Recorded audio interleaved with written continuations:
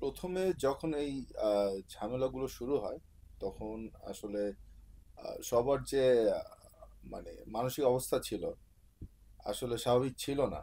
মানে আমি তো আসলে একজন শিল্পী মানুষ। আমার কাছে এটা বেশি ডিপ্রেসিং মনে হয়েছিল। ফ্রাস্ট্রেটেড হয়ে যাচ্ছিলাম।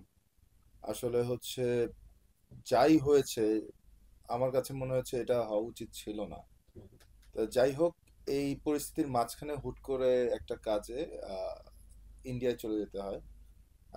ওখানে কিছুদিন থাকি, বেশ কিছুদিন থাকি। এরপরে এসে দেখি যে পরিস্থিতি আরো গুরুতর হয়ে যায়।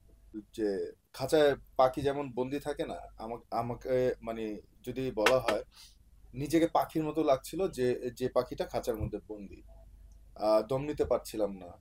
সোশ্যাল মিডিয়া বলেন বা মানে যেখানেই যাই বা যার সাথেই কথা হয়, শুধু সেই টপিকস নিয়ে কথা হচ্ছে।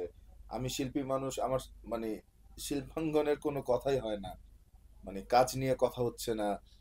যে কোনো সেক্টরের কেউই কাজ নিয়ে কথা বলে না, সবাই এই বিষয়টা নিয়ে কথা বলে। যেমন আমাদের এমন একটা হ্যাবিটে তৈরি হয়ে গেছে, যেমন আমরা একসঙ্গে ৫-৬ জন যদি হুম। আড্ডাও দিই, সেক্ষেত্রে দেখা যায় খানিক পরে আমরা মোবাইলটা আবার একটু দেখি যে হ্যাঁ, হ্যাঁ, আসলে হ্যাঁ। কে কি বললো বা কে কি চ্যাটিং করলো বা। তো যখন ইন্টারনেট ছিল না, তখনও কিন্তু আসলে এই আড্ডা দেওয়ার বা এরকম মোবাইল দেখার সুযোগ হয়নি। না, তো ওই সময়টা আসলে আপনি স্পেসিফিক ওই কিভাবে সময়টা কাটান? আমি যেটা করেছি যে আহ, যেহেতু টিভিতে অনেক চ্যানেল আছে, রেগুলার মুভিজ খুব কম দেখা হয়, কিন্তু দেখা গেল যে কাজের ফাঁকে আমরা যখন সময় পেতাম তখনই সিরিজ বা মুভিজ দেখতাম। কিন্তু ওই টাইমটাতে যখন কারফিউ দিয়ে দিল, বাসায় থাকতে হতো, তখন দেখা গেল যে চ্যানেলে বসে সারাদিন বিভিন্ন চ্যানেলে বিভিন্ন রকম মুভি দেখছি। হুম, তো এই মুভি টুভি দেখেই সময় পার করতে হয়েছে। কিন্তু যখনই নিউজ দেখতাম আবার ডিপ্রেস হয়ে যেতাম, আবার চ্যানেল ঘুরিয়ে মুভি দেখতাম। যাই হোক, এমন একটা পরিস্থিতি দিয়ে আমরা সবাই গিয়েছি। তো সবাই ট্রমার মধ্যে ছিল, আমিও ছিলাম। এরপরেও চেষ্টা করেছি শিল্পী মানুষ কাজের মধ্যে থাকার।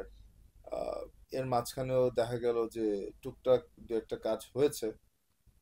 এভাবেই গেল আর কি। বৈষম্যের মুখোমুখি যদি বলি, আহ, কম বেশি সব সেক্টরের মানুষই হয় আমার কাছে মনে হয়। সবসময় মনে করি যে যেই সেক্টরে কাজ করুক না কেন, সেটা তার কাজ। সে কষ্ট করে টাকা ইনকাম করে বা ফ্যামিলিকে চালাচ্ছে, এটা তার তো একটা কর্মক্ষেত্র। এইটাও আসলে মানে দেখতে হবে সবার। তো আমাদের অনেক সময় হয়েছে, যদি এবার কথাও বলি, দেখবেন যে অনেকগুলো সিনেমা হল ভাঙা হয়েছে। হুম, হুম, হুম।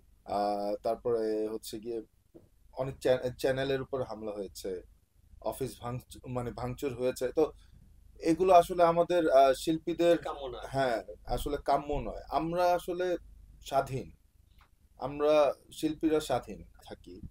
আমি আমার কাজটা করে যাই। আর আমার কাজের মাধ্যমে যদি দেশের যদি আহ, কোনো লাভ হয়, ভালো হয়, এইটাই আমার কাছে অনেক কিছু।